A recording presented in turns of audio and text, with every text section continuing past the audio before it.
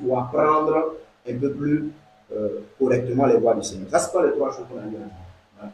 Et c'est dedans, on n'a pas dit qu'il n'y a plus rien. On pense juste que quelqu'un s'applique à faire ça, ça l'aidera clairement à aller vraiment de l'avant. Voilà. Quant à ce qu'en avançant, le Seigneur lui-même te donne quelques autres spécificités, mais au moins, ces trois points-là, ça peut aider tout le monde. Ça ressemble à des choses basiques, mais quelqu'un qui fait ça bien, c'est un bon disciple du Seigneur. Voilà. Maintenant, on a dit que vu que le principe fondamental même pour faire des disciples, on a dit c'est le fait d'être nous-mêmes un bon disciple. Voilà.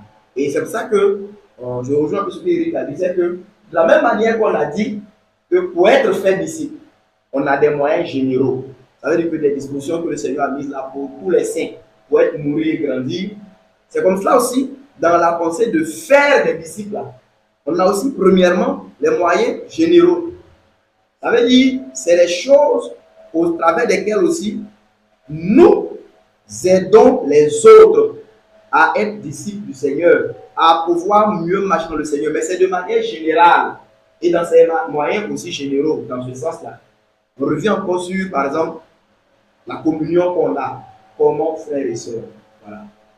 Tout à l'heure, en parlant de réunion de l'église, quand on s'est mis du côté de moi-même, je suis en train d'être fait disciple, je viens pendant ces réunions-là, je me mets dans l'aspect où je suis nourri, je suis édifié, je suis encouragé, je suis enseigné.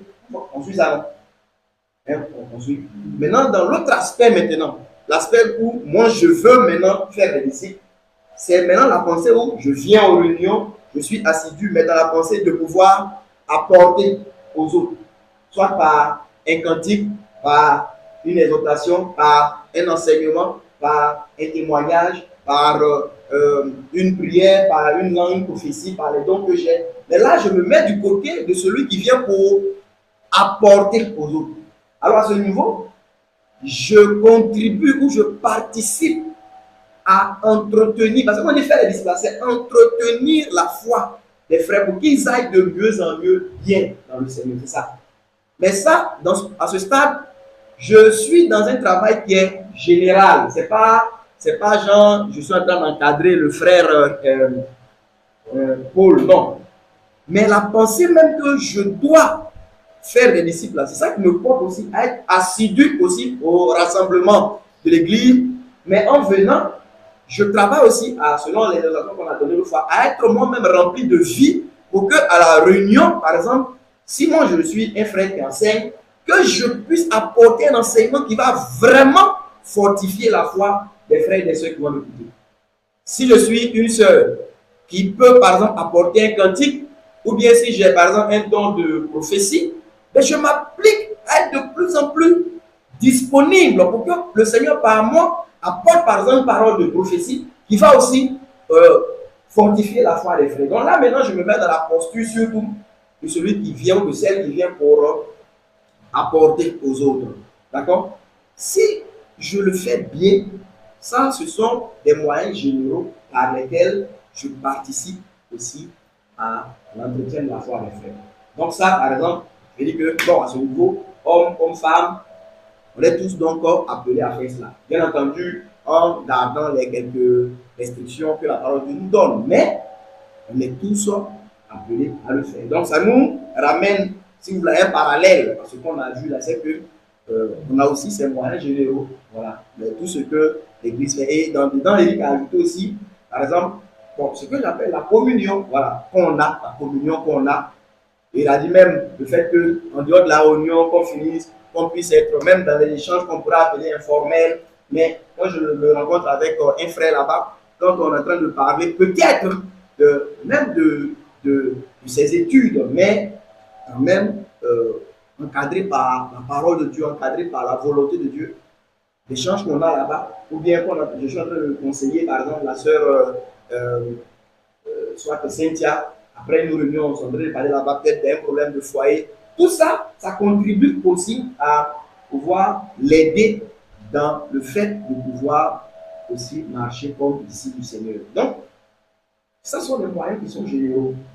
Et à ce niveau, tous les frères, toutes les sœurs, il a ajouté même les visites qu'on peut se rendre, les appels qu'on peut avoir, tout ce qu'on peut appeler communion fraternelle, au travers de laquelle on peut traiter un sujet, on peut s'encourager, on peut s'interpeller, on peut se redresser, on peut se corriger, tout ça, on met ça dans le groupe donc des moyens généraux.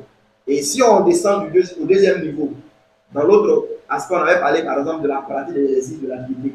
Mais à ce deuxième niveau, mais le fait aussi que, oui, déjà à ce niveau, je m'approche par exemple d'un frère ou d'une soeur de manière simple, mais pour par exemple l'encourager, le fortifier, l'exhorter aussi, ou même lui montrer de mieux en mieux comment par exemple lire les Écritures, méditer.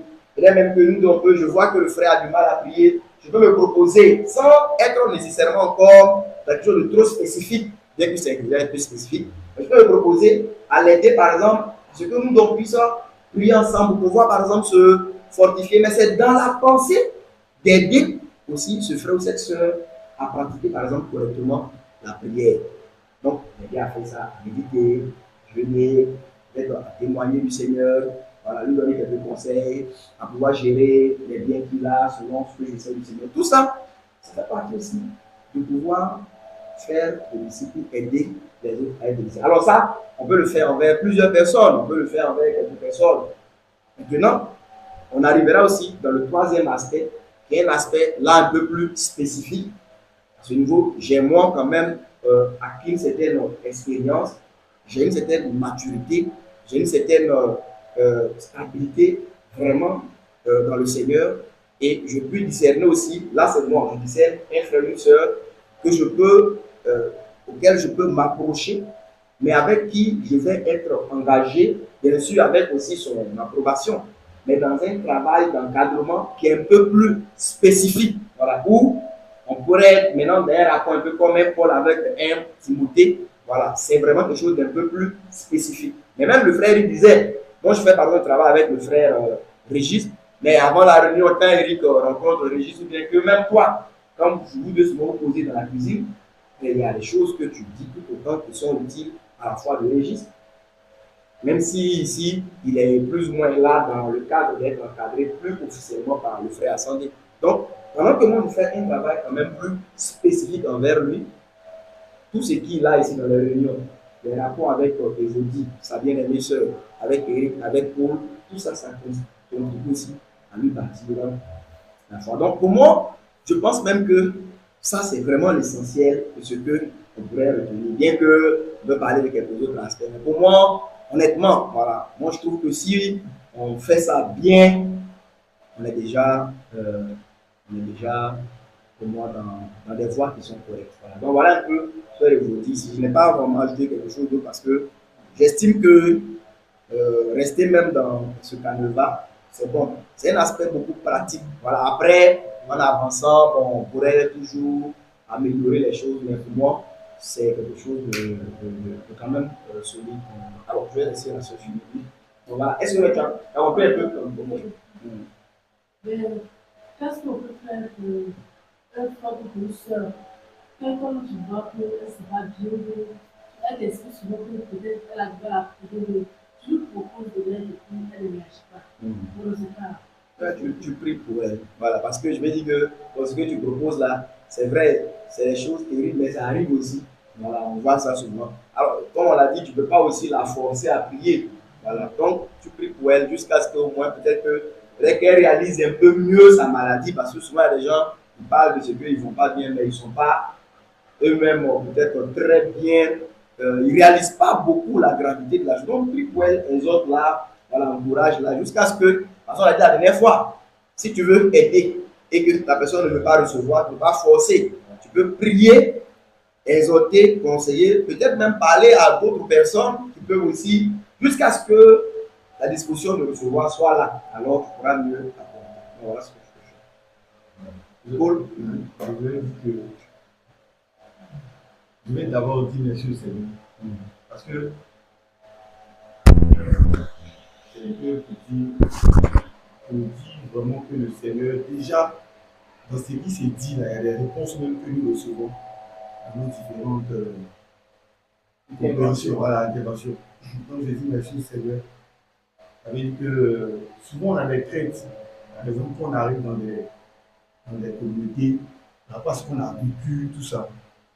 Mais en toute chose, on peut déjà distinguer le vrai de ce qui se passe par rapport à tout ce que l'on a pu voir. Maintenant, la question que je pose, c'est et les disciples qu'on fait qui ne sont pas militants. On a fait les disciples. L'étape suivante, c'est-à-dire après avoir été vraiment dans le, comment on appelle, dans la disposition qu'il faut, les différents aspects qu'on a abordés.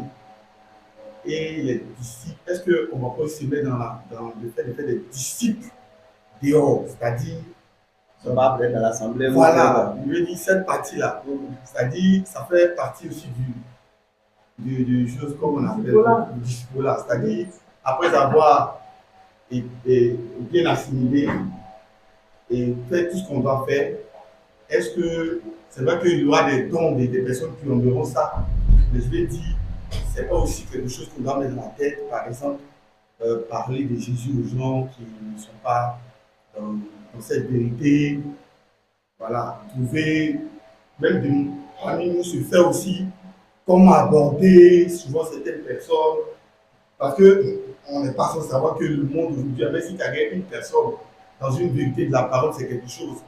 Donc, je veux un peu voir aussi comment on peut aborder tout ça.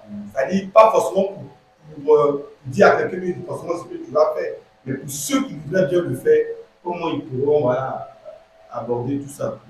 Voilà. Et c'est vrai que je veux pour moi, je pense. Je vais dire par exemple, même à l'autre à l'évangélisation, ça a un aspect aussi important. L'évangélisation de certains frères. Parce que quelque part dans notre système, on y fait toutes les actions des disciples, les gens voient l'évangélisation. Mais aujourd'hui, moi j'ai bien compris que ça commence d'abord même dans l'église. Être disciple, bien se comporter, être un exemple.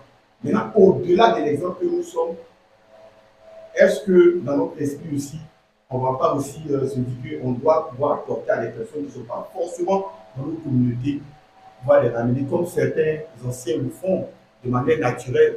Maintenant, est-ce que si on veut vraiment aussi faire avancer l'œuvre de Dieu, chacun n'aura pas un apport, même si, parce qu'il ne faut pas qu'on se confie dans notre, même si dans notre environnement, de manière naturelle, est-ce qu'on ne peut pas le faire?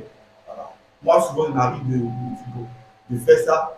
Maintenant, je pense qu'on peut bien le faire dans cette discipline, parce qu'avant, on va le faire de manière apaisée. Donc, quand même, tu n'es pas encore bien dans le disciple-là, tu as des choses qui t'y traînent.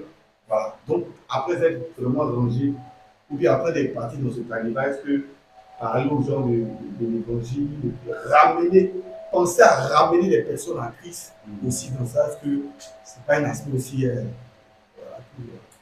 Bon, je pense que si je le comprends un peu mieux, le frère veut dire que, non, aujourd'hui, frère Eric, avec nous, on va se dire qu'on a quelques lumières de la part du Seigneur et ce qu'on a train de partager ici, qu'on trouve pertinent. Donc, au-delà, le frère, je pense, demande, au-delà de ce que nous, on doit pratiquer pour que, au niveau de l'église ici, les choses aillent de mieux en mieux. Est-ce que la pensée, c'est essentiellement au niveau de l'assemblée ici, au niveau de notre communauté? Mais bon, par exemple, on peut trouver des gens qui sont même des chrétiens, mais peut-être de certaines dénominations, voilà, qui sont peut-être un peu comme courant à l'aventure, battant l'air. Est-ce qu'on ne pourrait pas, sans nécessairement déjà avoir la personne avec nous, s'il y a une ouverture pour communiquer, est-ce qu'on ne pourrait pas, par exemple, non seulement présenter ces choses, et pour ceux et celles qui, tout le temps là-bas, voudraient, par exemple, concrètement y entrer, soit faire ce travail avec nous. Je ne sais pas si c'est dans ce sens-là voilà, que tu dis ça. Voilà. Ou bien, bon, comme il a dit, pour ce qui concerne aussi le travail de l'évangélisation, voilà, est-ce que cela ne ferait pas partie en fait de toutes ces choses dont nous sommes en train de parler? Moi, je dis que c'est simple, hein, voilà. Ça veut dire que tout ce qu'on a te dit ici, c'est même pas pour pouvoir juste limiter les choses à nos. Voilà, merci. C'est pas pour limiter les choses simplement à ce qu'on fait ici. Mais c'est comme ce qu'on a dit, le fait de faire des disciples, on a dit même que ça découle naturellement du fait d'être nous-mêmes de bons disciples. Et ces aspects dont tu parles, dans la mesure où chacun de nous ici s'appliquera à être vraiment de bons disciples, n'empêche que c'est quelque chose qui est un peu spécifique aussi. Voilà. Et c'est cela, on laissera le Seigneur, et selon l'appel, le don, orienter. Voilà. Si par exemple, c'est une chose à laquelle il t'appelle, il te prépare, tu peux la faire simplement, mais au moins, tu l'as fait comme tu l'as dit, en ayant une bonne intelligence des choses telles que le Seigneur le veut pour sa gloire. Il n'y a pas de problème. Voilà, on ne parle pas de ces choses juste pour que ça soit entre nous ici, nous entretenir. Non, non. Ça peut aller jusqu'aux extrémités de la terre, comme le Seigneur l'a dit. Mais les principes doivent être les mêmes, doivent être bien saisis, doivent être bien gardés. Et quand c'est compris, voilà. Après, dehors, si tu es un évangéliste dans mon travail, ben, tu le fais en ayant l'intelligence de ce que tu es en train de faire. Si tu as l'occasion de parler à d'autres personnes, ça peut être même des pasteurs, ça peut être des personnes qui dirigent notre communauté. Si l'opportunité t'est donnée, tout ce qu'on a train d'expliquer là, même expliquer à un pasteur si l'opportunité est donnée que bon, notre travail c'est de faire des disciples, c'est pas créer beaucoup de bruit, c'est faire des disciples. Et si tu l'occasion donnée que tu lui montres vraiment clairement la chose, ça peut lui aussi lui apporter des lumières qui pourraient aussi apporter des corrections dans ses voies pour la gloire de Dieu. Donc, il n'y a pas de problème pour ça. Il n'y a pas de problème. Je pense que c'est une chose qui peut se faire simplement, mais on ne va pas dire que tous les frères et toutes les sœurs sont appelés à aller faire ça parce que ça nécessite une certaine sagesse, une certaine ouverture, une certaine manière de faire. Voilà. Pour ne pas qu'on envoie quelqu'un ici et que lui-même, étant allé quelque part, va finalement, il soit lui-même voilà, trompé là-bas aussi. Voilà. Donc, voilà ce que je voulais dire. Donc, ce n'est pas un problème. Voilà. Le fait de pouvoir penser aux autres, c'est la volonté de Dieu. Il faut juste que nous-mêmes, on s'assure d'avoir de bonnes racines solides, correctes. Et puis bon, voilà, on pourrait aller vers les autres sans aucun problème. Oui, frère Eli. Donc, c'est bon, frère. Ok. Eli? Ce que je voulais dire, c'est le même sens des textes qu'on a lu, Paul a dit, et qu'il il a transmis à Timothée, il le confia à des hommes aussi fidèles, voilà. Puis, un Corinthien, soit des imitateurs, de regarder ce qu'ils ont vu de lui, ce qu'ils ont entendu, de pratiquer, de faire la même chose. Voilà. C'est vraiment important parce que on a connu des églises, ce qu'on appelle généralement le père fondateur ou bien celui qui était à la tête. Après sa mort, l'église s'est cassée et ça n'existe plus. Donc ça, c'est un mauvais fruit.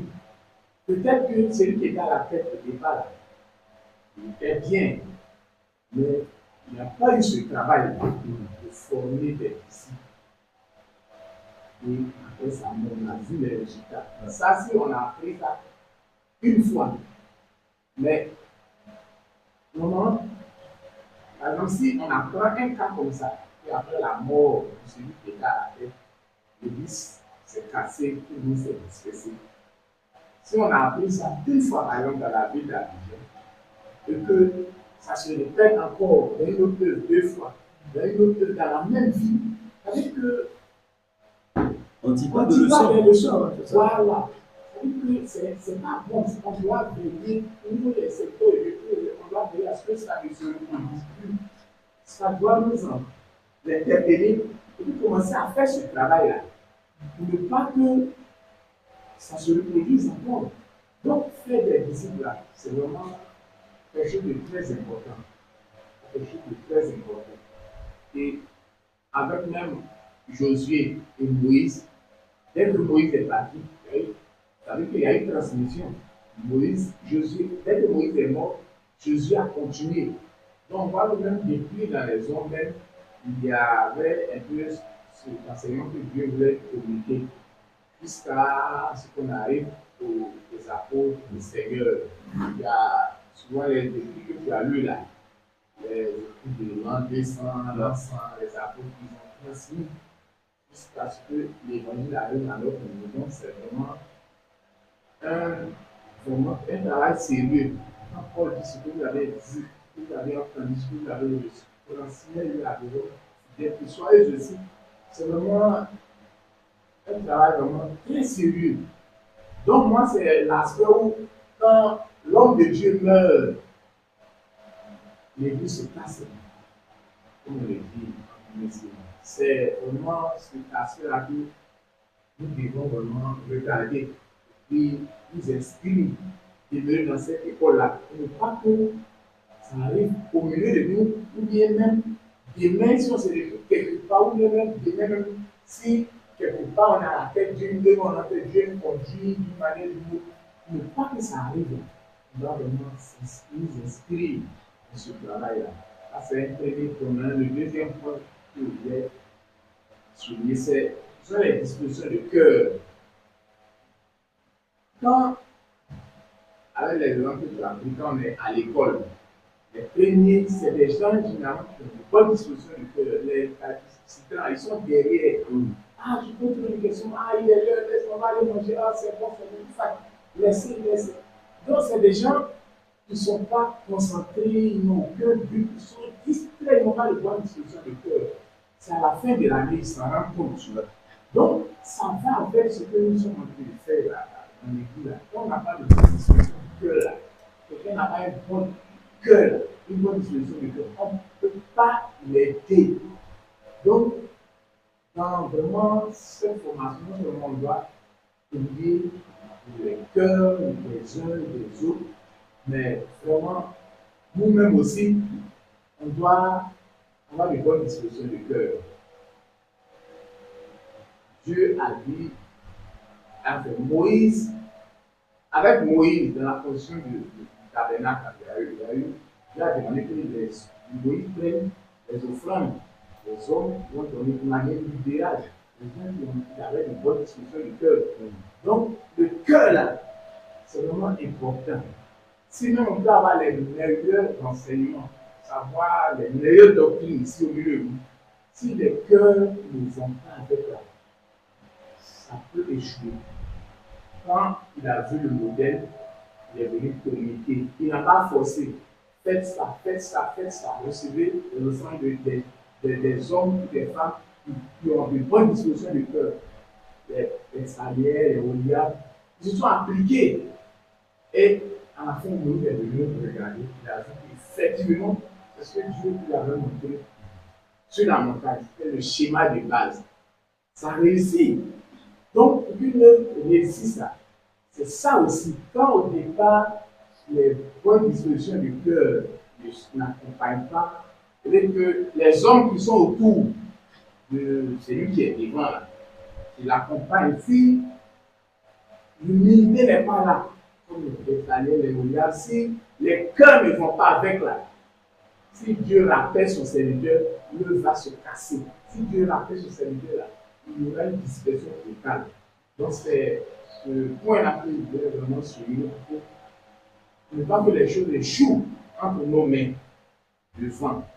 Ça peut ne pas être ici seulement, ça peut être dans 10 ans. Dieu peut t'orienter même à la tête.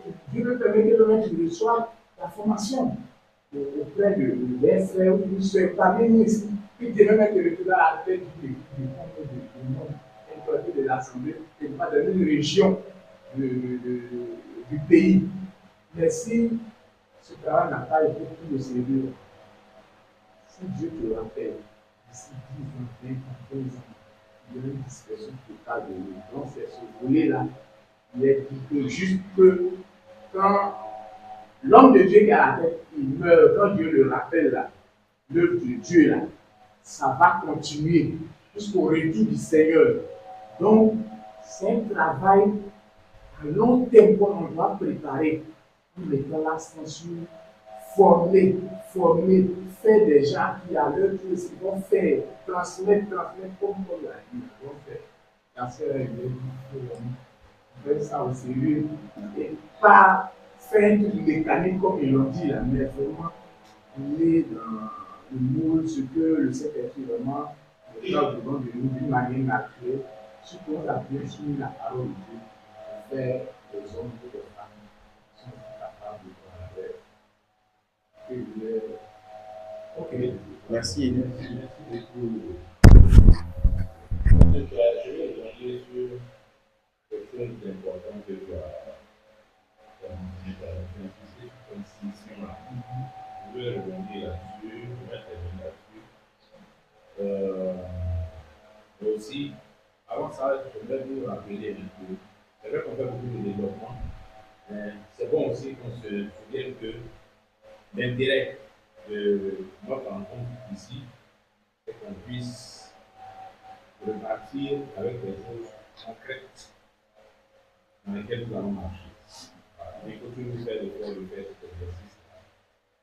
Et que les questions même puissent être orientées par ça aussi.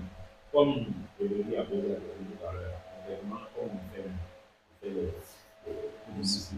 J'espère que tout ce qui a été dit, ça répond à ta question et que ça nous donne une idée claire, mais on va dire, voilà, on va mais déjà, en prenant l'esprit de la chose, et puis, on voit comment ça produit ça. Et puis aussi, ce n'est pas parce qu'on ne sera plus réunis ici à 22h mardi qu'on ne peut plus en parler. Voilà. Mais là, c'est nous. Donc, à tout moment, on peut en parler. S'il y a des questions, on peut poser des questions, et puis on revient là-dessus. On peut en parler tête à tête, sans problème. On peut envoyer un petit texte pour donner l'éclaircissement. Voilà les choses. Donc, on va voir cette ouverture d'esprit là aussi. Bon.